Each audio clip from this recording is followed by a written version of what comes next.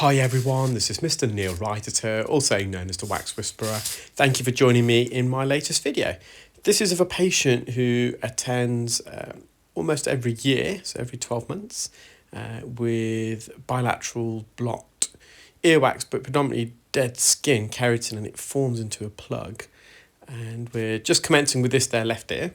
They have quite a narrow, as you can see, ear canal entrance and also quite a bendy ear canal. And that will become more apparent as this procedure comes along, and as I start removing the wax, you'll be able to visualize this. So this plug of keratin, it extends right from the entrance. But I should say it's keratin and earwax. It's not just keratin. If it was just keratin, then it would be a condition called keratosis obturans. I uploaded a case of keratosis obturans just yesterday, video number 1150, and you can visit my YouTube channel or my Facebook page or whichever social media you're watching this, and you can go back to my last video and watch that particular case. And I explain in depth what keratosis obturans is. Now, so this is dead skin, so similar to keratosis obturans, but it's also earwax as well. And just using here an ear hook, I had to put some olive oil spray just to soften this slightly because it's really quite a hardened plug.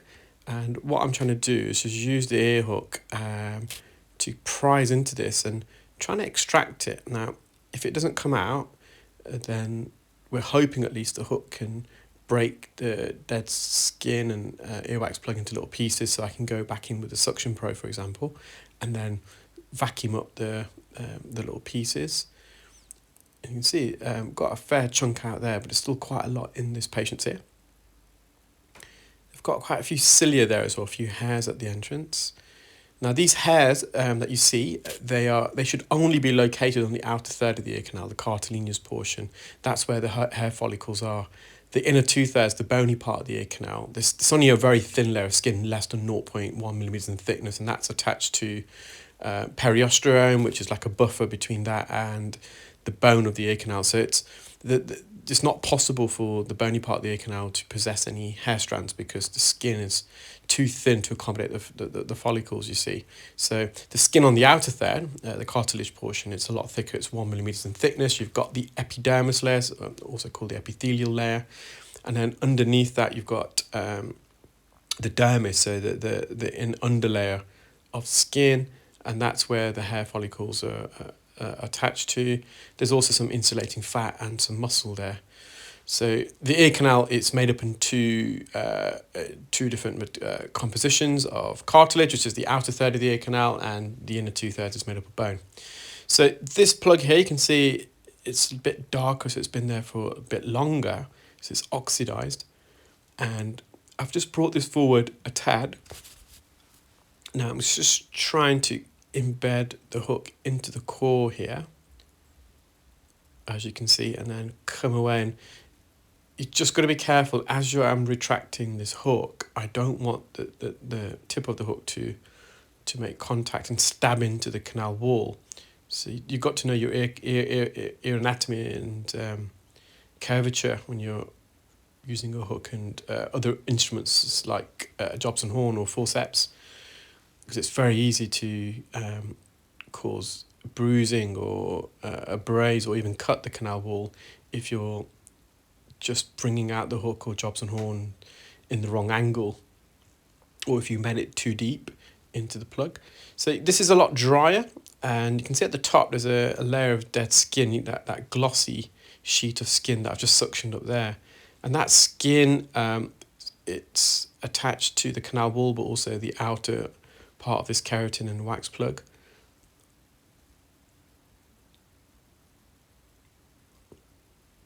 So I'm just trying to get a suction grip here, but it's because of the dry surface, it is quite difficult to obtain a suction grip. So I'm just going superiorly. I'm trying to see if I can roll this out, but you may see there's a bit of an opening now. And in the distance, you can just peer through that little opening. You can see the eardrum. And again, I've just brought this near the entrance, and this is where the canal is very narrow, so it's difficult to extract this just using the suction probe. So I need to put a bit of force behind there. So I've just gone back in with the hook, and I'm trying to get into that opening. You can see I've just glided the hook into the opening in and behind this wax plug, and then I'm extracting this forwards and bringing it around the bend. And that's a huge wax plug. If you watch the still images at the end, you'll have a good close-up of that. So you can see this patient's ear canal, the entrance is narrowed and the ear canal widens, and that means that this plug of wax that I've removed is significantly larger than the entrance, because the plug of skin and wax was filling up this section of the ear canal where I am now, where it's quite wide. So we're having to bring that through and narrowing, because of the dryness of the wax as well. It's a bit more difficult to do. There's just some residual dead skin here on the back part of the ear canal, so posteriorly, and also at the roof of the ear canal, and I'm just trying to remove this now. As I go into the ear, you can see the eardrum's to the left. So I mentioned at the top of the video that once I remove the keratin and wax plug, and as the video progresses, you'll have a better idea of this patient's bendy ear canal, and hopefully that gives you some idea of how bendy it is. So to visualize the eardrum, I have to rotate and tilt the endoscope to the left, almost at a 45-degree angle, so it's aligned with the middle of the eardrum. So this dead skin, you can see it's all the way to near the eardrum, so it's a long sheet of skin that's failed to migrate. And I'm just using the fine end sucker here just to glide it out, as you can see.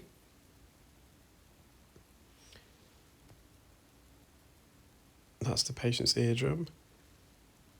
Just some dead skin at the roof, and it's a bit tricky to remove, but we did manage it in the end.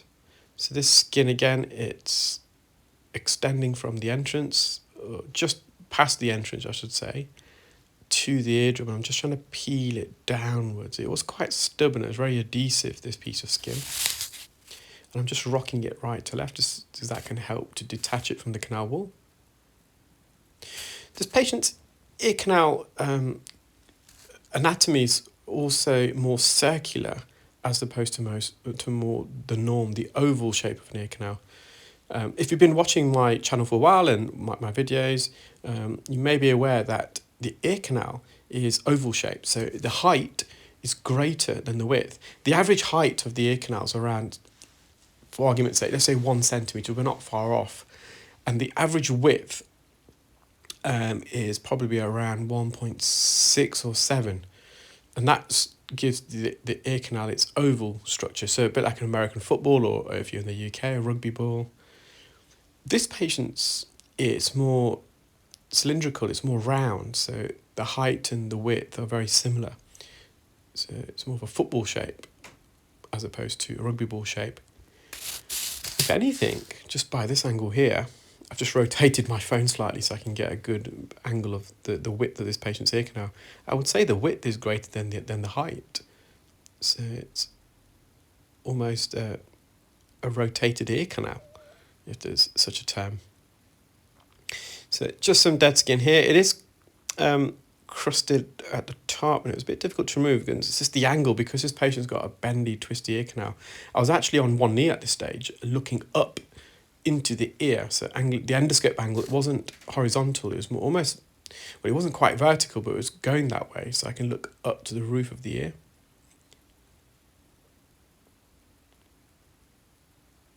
So this crusted bit is more or less detached. It's just a bit of skin at the top. You can see I'm just peeling that away. And eureka, I managed to remove this from the patient's ear. I would just go back in. I've got to tilt the endoscope back to the left, about 45 degrees to get the view of the eardrum.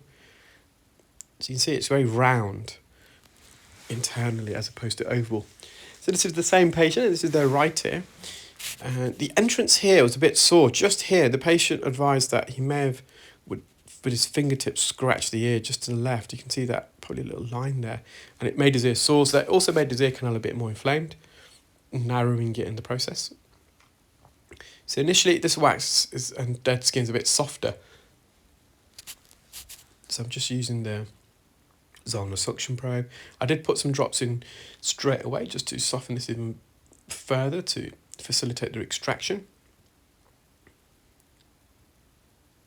So I'm just at the base of the ear canal, I'm just lifting upwards, and then I'm now decided to go to the right hand side and then to the back. So quite often with a keratin or wax like this, you just want to tease it away around the edge. You can see there's a thick layer of skin at the base there, and also on the right hand side, that white material there, that's dead skin. It's quite a thick layer at that.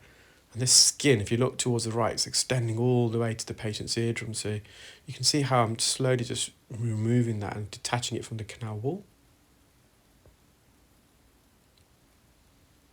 And that, if we did not treat this patient, they continue, that white skin around the perimeter, around the edge, would eventually be pushed into the middle and be replaced by newer skin on the ear canal. So as the skin that lands the ear canal dies and sheds, that dead layer of skin, it's forced inwards and pushed inwards and replaced by a fresher, newly secreted layer of skin, and that skin again will die and shed and be pushed into the core of this wax, and that's how this plug develops. And there's also oils and sweats in the ear, and they all amalgamate to form earwax. You can see it's actually on the drum where I'm trying to just loosen it a little bit on the right hand side. It's quite soft, this consistency, softer than their left ear.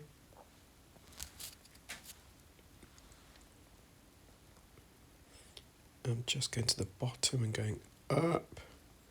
You can see the skin, it's wrapped all the way around the plug of keratin and earwax.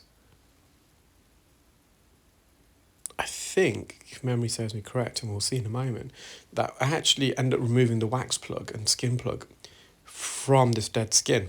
So it didn't come out all together, if memory serves me correct. And then I went back in afterwards to remove the skin.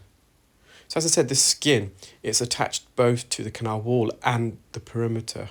It's enveloped around the perimeter of the wax. We can see there, I removed it from its case, the skin. In fact, I just peeled some skin away there. I'm just going to tease this out, little wriggle movements. I've got to be careful with the sucker that I don't push it into the wax, because then it will block the sucker and then I won't get any suction grip. I think I might have just put a bit more oil just to soften this plug a bit more. There we are. So this, I've managed to remove the plug of skin wax, keratin should I say, and wax. So what's the difference between keratin and skin? So keratin is actually a protein that is contained within the skin. It has a yellowy appearance. So dead skin will eventually, or dying skin will contain a bit of keratin, which is a protein, and it's also found in our fingernails and hair strands. There we are, again, another big plug. You can see the skin as well, that's attached to the wax and keratin plug. This patient's eardrum is visible, so it's just this skin layer that I mentioned. Just going to use a fine end sucker now. Just going to mop up near the entrance. And we're going to try and peel away as much of this skin as possible. Now, you've got to be careful because the skin can clarinet. Whenever you suction skin, there's always a risk of this skin, as we're suctioning it, the skin flaps a tremendous rate of knots at the tip of the sucker. And that flapping, what we call clarineting, can emit a very loud, high-frequency squeal. And it's not only noisy for the patient, but also for myself. So, of course, you want to avoid that.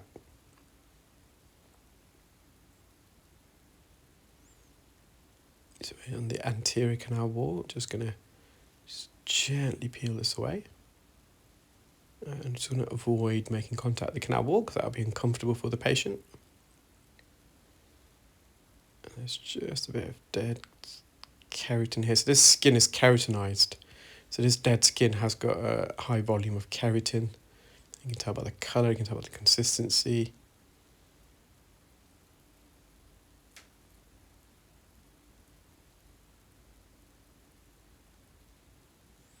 It's crusted, so it's a bit tricky to remove. But we do succeed.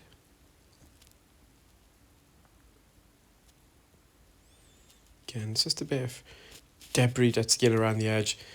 Try and get the most of it out as possible, but again, we can never remove every little aspect. We'll be there all day, and sometimes it can be uncomfortable for the patient when we remove dead skin like this from the canal wall, especially off the bony part of the ear.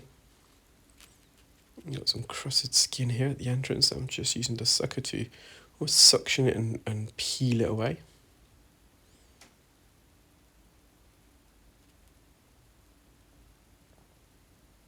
Here we are. I've managed to detach that.